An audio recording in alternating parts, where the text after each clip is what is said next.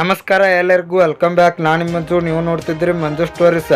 Friends, ನಮ್ಮ RCB ತಂಡದ್ದು ಮುಂದಿನ ಪಂದ್ಯ ಲಕ್ನೋ ಸೂಪರ್ ಜೈಂಟ್ಸ್ ತಂಡದ ವಿರುದ್ಧ ಇದೆ. ಈ ಪಂದ್ಯವನ್ನು ಗೆಲ್ಲಲೇಬೇಕೆಂದು ನಮ್ಮ RCB ತಂಡ ಬೆಂಕಿಯಾಗಿ ಪ್ರಾಕ್ಟೀಸ್ ಮಾಡ್ತಾ ಇದ್ದಾರೆ. ನಮ್ಮ RCB ಆಟಗಾರರು ಪ್ರಾಕ್ಟೀಸ್ನಲ್ಲಿ ಧೂಳು ಎಬ್ಬಿಸ್ತಿದ್ದಾರೆ ಅಂತ ಹೇಳ್ಬೋದು. ಹಾಗಾದರೆ ನಮ್ಮ RCB ತಂಡದ ಪ್ರಿಪ್ರೇಷನ್ ಯಾವ ರೀತಿ ನಡೀತಾ ಇದೆ ಮತ್ತು ಪ್ರಾಕ್ಟೀಸ್ನಲ್ಲಿ ಯಾವ ಆಟಗಾರರು ಯಾವ ರೀತಿ ಆಡ್ತಾ ಇದ್ದಾರೆ ಅಂತ ನಾನು ನಿಮಗೆ ಈ ವಿಡಿಯೋದಲ್ಲಿ ತಿಳಿಸ್ಕೊಡ್ತೇನೆ. ಅದಕ್ಕಿಂತ ಮುಂಚೆ ನೀವೇನಾದರೂ ನಮ್ಮ ಚಾನಲ್ಗೆ ಹೊಸಬ್ರಾಯ್ತಿರ ತಪ್ಪದೆ ಸಬ್ಸ್ಕ್ರೈಬ್ ಮಾಡಿ, ಹಾಗೆ ಪಕ್ಕದಲ್ಲಿರೋ ಬೆಲ್ ಐಕನ್ ಪ್ರೆಸ್ ಮಾಡಿ, ಆಲ್ ಆನ್ ಸೆಲೆಕ್ಟ್ ಮಾಡಿ.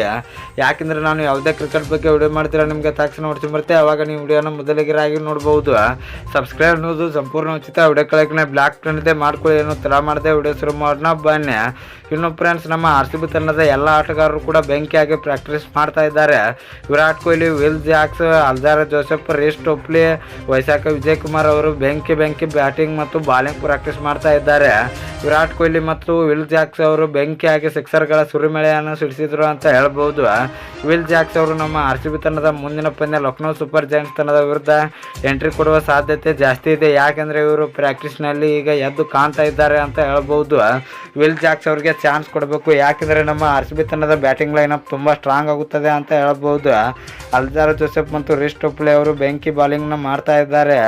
ಅಷ್ಟೇ ಅಲ್ಲದೆ ಅಲ್ಜಾರ್ ಜೋಸೆಫ್ ಅವರು 4 ವಿಕೆಟ್ ಮತ್ತು ರೇಸ್ ಟೋಪ್ಲೆ ಅವರು 3 ವಿಕೆಟ್ಗಳನ್ನು ಪಡೆದುಕೊಂಡ್ರು. ವಿರಾಟ್ ಕೊಹ್ಲಿ ಅವರ ವಿಕೆಟ್ ಕೂಡ ಪಡೆದುಕೊಂಡ್ರು ಅಂತ ಹೇಳ್ಬೋದು. ವೈಶಾಖ ವಿಜಯ್ ಕುಮಾರ್ ಅವರು ಕೂಡ ಬೆಂಕಿ ಬಾಲಿಂಗ್ ಮತ್ತು ಮೊನ್ನೆ ಮ್ಯಾಚ್ನಲ್ಲಿ ಕೂಡ ಬೆಂಕಿ ಬಾಲಿಂಗ್ನ ಮಾಡಿದರು. ಈಗ ಅದೇ ರೀತಿ ಪ್ರಾಕ್ಟೀಸ್ ಕೂಡ ಮಾಡ್ತಾ ಇದ್ದಾರೆ.